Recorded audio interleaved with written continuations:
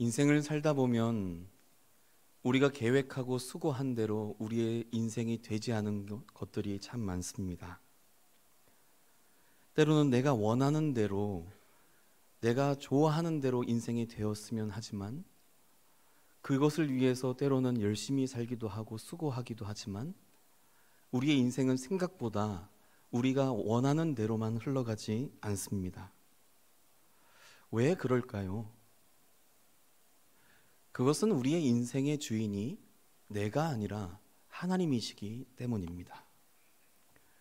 우리의 인생은 나의 뜻대로 흘러가는 것이 아니라 우리의 인생의 주인 되신 하나님의 뜻 가운데 있습니다. 우리의 인생은 내 뜻대로 가는 것이 아니라 우리의 인생의 주인 되신 하나님께서 주관하시고 원하시는 대로 이끌고 계십니다. 그래서 믿음의 사람들이 해야 할 일은 하나님의 뜻이 아니라 나의 욕심대로 살려고 발버둥치고 노력하고 하나님과 대적하는 것이 아니라 하나님의 뜻을 발견하기 위해 애쓰고 하나님과 더불어 살려고 하나님과 대화하며 기도하며 동행하며 살려고 몸부림쳐야 합니다. 성도 여러분, 우리의 인생이 하나님이 주인이시고 우리가 잘 사는 법은 하나님과 대적하는 것이 아니라 주인 되신 하나님의 주권을 인정하며 하나님과 대화하며 동행하는 것인 것을 믿으시기를 축복합니다. 대화하고 하나님과 동행하려면 반드시 필요한 것이 한 가지가 있는데 그것은 바로 기도입니다. 기도의 정의를 하나님과의 대화라고 합니다. 우리는 기도를 통해 하나님의 뜻을 묻고 그리고 우리는 기도를 통해 나의 속마음을 아뢰입니다. 하나님의 뜻도 발견되고 나의 속마음도 하나님께 말하며 하나님과 소통하는 것이 기도입니다. 우리가 이 땅에 사는 날 동안 끊임없이 하나님과 소통하며 창조주 하나님이 나를 향해 어떠한 계획과 목적을 가지고 나를 인도하고 계시는지를 듣고 그러면서도 동시에 내가 원하는 거, 내가 필요한 거, 내가 지금 잊고 싶은 거 그것을 하나님께 날마다 아뢰이며 주님과 더불어 대화하며 그렇게 살 때에 우리의 인생 가장 최고로 축복받고 은혜와 행복이 넘치는 사랑이 넘치는 인생 될 수 있습니다. 우리가 기도하면 너무나도 놀랍게도 전지전능하시고 우리 인생의 주인 되신 하나님께서는 그 기도를 절대로 허투루 듣지 않으십니다. 하나님은 그의 사랑하는 자의 기도를 그냥 내버리지 않으시고 반드시 그 기도를 응답하여 주시는데 이 응답은 크게 네 가지 방식으로 응답됩니다. 첫째는 그 기도가 하나님의 뜻에 합당한 기도면 즉시 응답됩니다. 두 번째는 그 기도가 하나님의 때와 맞지 않으면 그 때에 맞춰서 기도가 응답됩니다. 세 번째는 그 기도의 응답이 아직 내가 부족하다면 하나님 나를 만들어 가신 후에 그 기도가 응답됩니다. 그리고 네 번째는 그 기도가 나에게 적합하지 않고 적당하지 않으면 우리에게 적합하고 가장 좋은 것으로 응답됩니다. 그러므로 우리가 한 모든 기도는 하나님께 붙잡힌 바 되어 반드시 응답되게 되는 것을 기억하시고 담대히 기도하시는 주의 백성 되시기를 주의 이름으로 축복합니다. 우리가 이 땅에서 기도하는 기도는 절대로 사라지지 않고 언젠가 응답되고 즉시 응답되고 때가 되면 응답되고 내가 만들어진 후에 응답되는데 그래서 기도는 나의 삶을 변화시키고 인도해 가는 통로가 됩니다. 다윗 왕은 소년 시절에 광야에서 홀로 양을 쳤습니다. 양치는 시간 동안 다윗은 찬양하고 노래하고 그리고 기도했습니다. 어린 시절 다윗이 노래하고 찬양하고 기도했던 그 기도 하나도 땅에 떨어지지 않고 하나님은 들으셨고 그 기도가 이루어지는 인생을 다윗은 경험하게 되었습니다.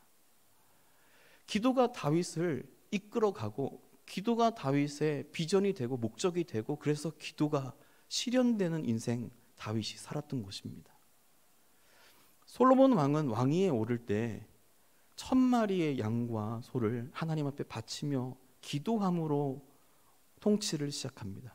솔로몬의 통치 40년 동안 이 기도가 이루어져서 지혜로운 왕, 모든 왕 중에서도 가장 부유한 왕이 되어 이스라엘을 통치합니다. 솔로몬도 기도한 것이 하나도 헛되지 않고 그 기도가 솔로몬의 인생이 되고 삶이 되었습니다. 우리가 지난날에 했던 기도는 지금 우리를 여기에 있게 했고, 우리가 지금 하고 있는 기도는 언젠가 우리의 삶을 인도하고 우리의 삶을 이끌게 될 것입니다. 오늘 읽은 본문에서 야베스는 무척이나 어려운 환경 속에 살았던 사람이지만 끊임없이 하나님 앞에 기도하는 사람이었습니다. 그의 기도는 한 줄로 나와 있지만 아마 한 줄이 아니라 끊임없이 날마다 하나님 앞에 기도하였고, 그의 기도의 대표적인 내용이 성경에 실려 있을 것입니다. 야베스는 고통 중에 태어났고 환난 중에 살았던 사람이지만 하나님께서는 그의 기도 들으셔서 그를 구원하여 주시고 존귀한 사람으로 삼아 주셨습니다. 오늘 이 역대기 4장의 야베스의 기도를 우리가 함께 살펴보면서 우리도 야베스와 같이 하나님 앞에 기도함으로 주님 주시는 인생, 주님 주시는 축복된 인생, 기도가 응답되고 기도가 만들어가는 나의 인생, 그래서 내 삶을 인도하는 기도드리는 그런 분들 되시기를 주의 이름으로 축복합니다. 야베스의 기도는, 역대기 4장의 야베스의 기도는 두 가지 이유에서 특별합니다. 첫 번째는 야베스가 누구인지 모른다는 것입니다. 이 야베스는 성경의 다른 곳에 나오지 않습니다. 지명으로 일부 나오지만 사람으로서 야베스는 성경에 등장하지 않습니다. 유명하지 않은 사람, 누구도 이 사람의 일화나 이 사람의 이야기를 알 수 없는 사람, 익명의 사람, 그 야베스의 기도가 실려 있다는 건 무척이나 신기합니다.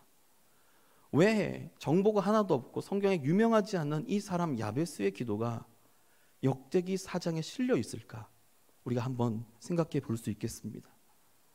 두 번째로 이 야베스의 기도가 특별한 점은 족보 한가운데 있다는 것입니다. 역대기의 시작은 1장부터 9장까지 족보로 구성되어 있습니다. 족보는 누가 누구를 낳고 누가 누구를 낳고 누구의 아들들은 누구이고 이런 형식으로 이루어집니다. 한참 그렇게 반복되는 과정 속에 이 야베스의 기도는 야베스라는 한 사람의 일화가 나오고, 그리고 한 절에 야베스의 기도가 나옵니다.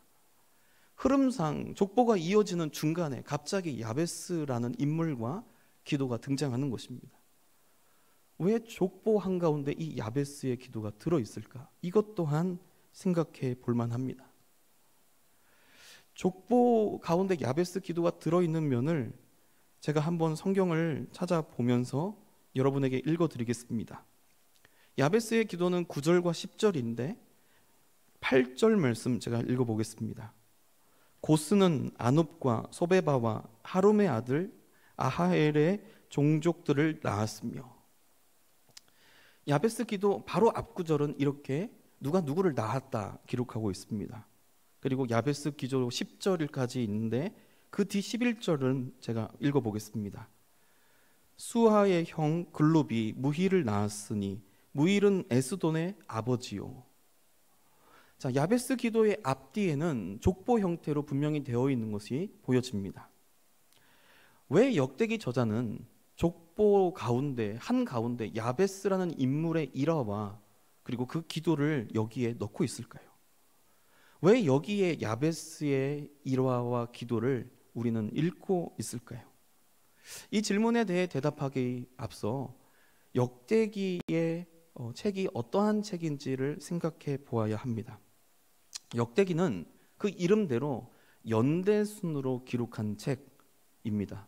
바로 왕들의 이야기를 기록한 책입니다.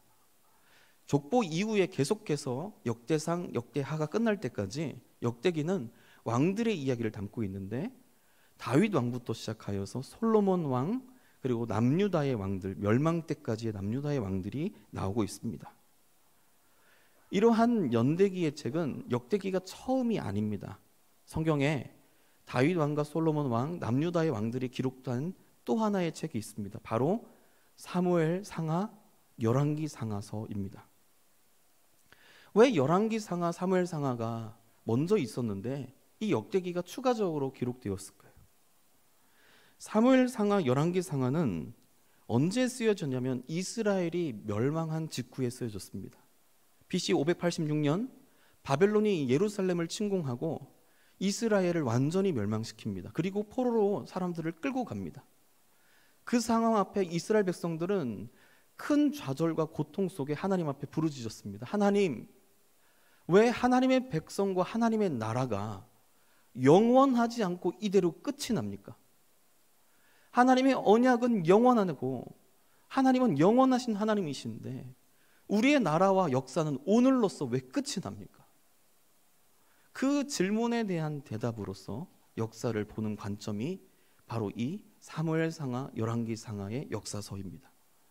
그래서 왕들의 잘못과 죄악들, 제사장의 잘못과 예언자들의 죄악들, 백성의 잘못과 백성의 죄악들이 그 사무엘 상하, 열왕기 상하에 나오며 이스라엘이 멸망한 데에는 하나님의 백성이 먼저 하나님의 언약과 율법을 어기고 하나님을 저버리고 우상 숭배하고 다른 민족을 섬겼기 때문이다.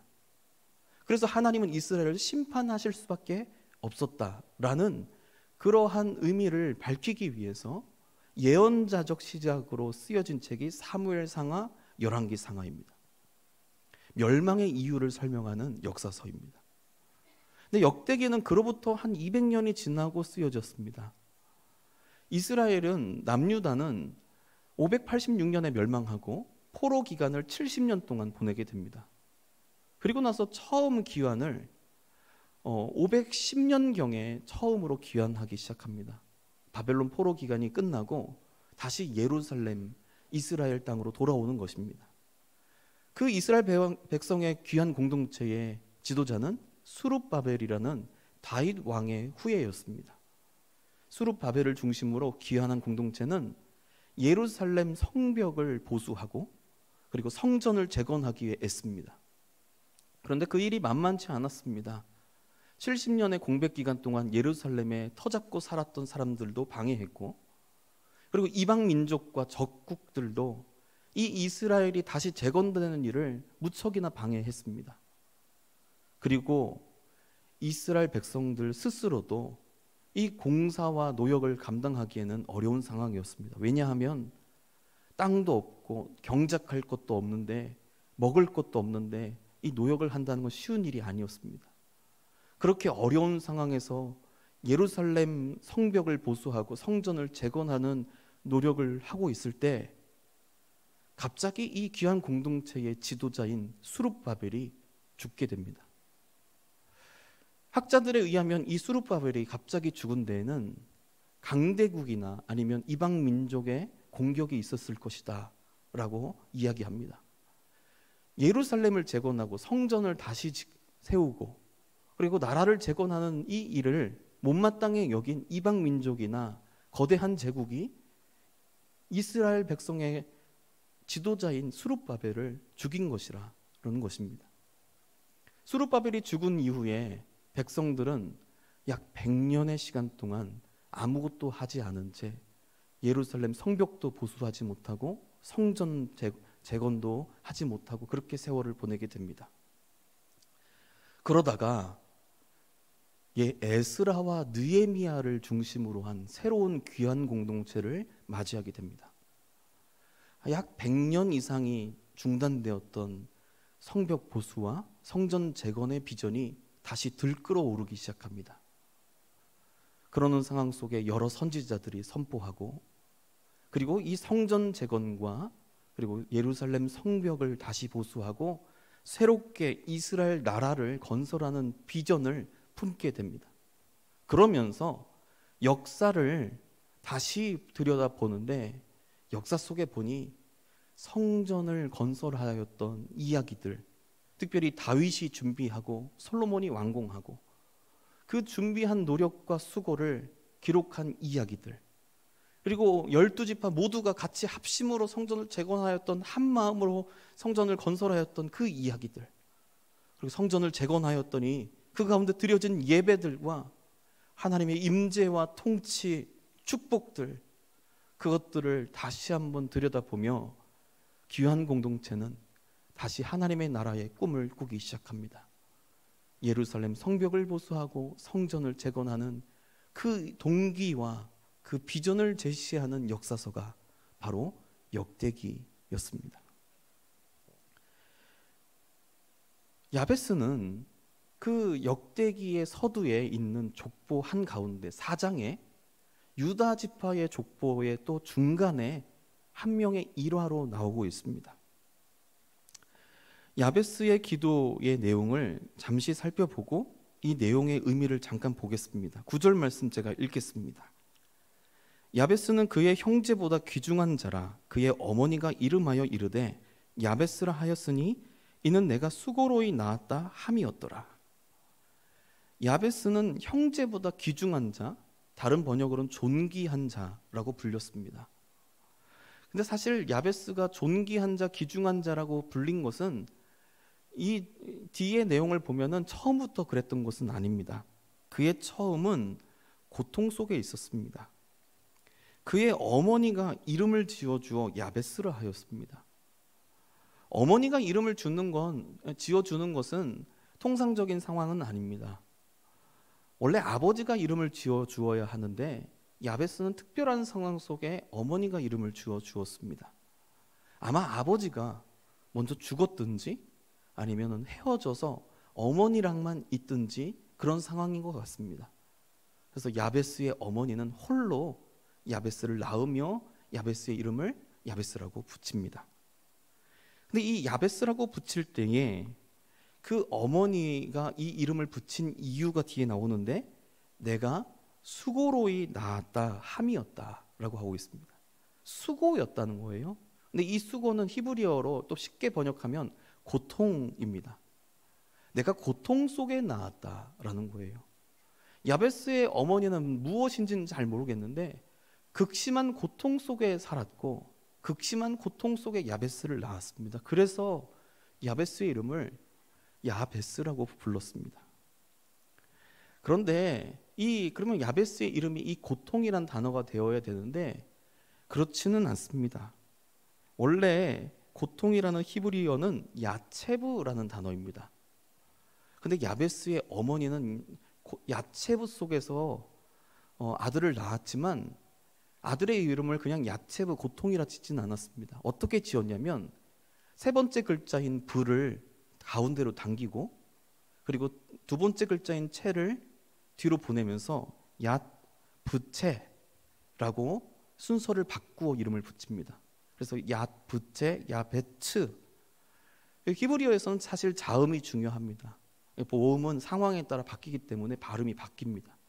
근데 그 자음만 생각해 보면 뒤에 글자 두 글자의 자음끼리 서로 바꾼 것입니다. 야베스의 어머니는 고통 속에 야베스를 낳았는데 자신에게는 고통밖에 없었고 자신의 상황은 지금 고통으로 가득 차 있었지만 아들의 이름을 지을 때는 고통밖에 없었지만 그 아들의 이름을 그냥 고통으로 지으지 않고 고통이 바뀌기를 바라는 마음으로 뒤에 두 글자를 바꿉니다. 야체브라고 지어야 되는데 야베츠라고 이름을 지으며 야베스의 운명은 고통 속에 태어났지만 고통이 바뀌기를 희망하며 야베스의 이름을 지었습니다. 야베스는 그렇게 고통 속에 태어나서 하나님 앞에 기도하는데 그 기도의 내용이 10절에 나옵니다. 야베스가 이스라엘 하나님 앞에 아뢰어 이르되 주께서 내게 복을 주시려거든 나의 지역을 넓히시고 주의 손으로 나를 도우사 나로 환난을 벗어나 내게 근심이 없게 하옵소서 하였더니 하나님이 그가 구하는 것을 허락하셨더라. 야베스가 하나님 앞에 기도하는데 만일 주님께서 내게 복을 주시려거든 첫 번째 내용이 나의 지역을 넓혀 주옵소서라는 기도입니다. 야베스가 복을 받기를 원하는데 어떠한 복을 받기 원하냐면 나의 지역을 넓혀 달라는 거예요.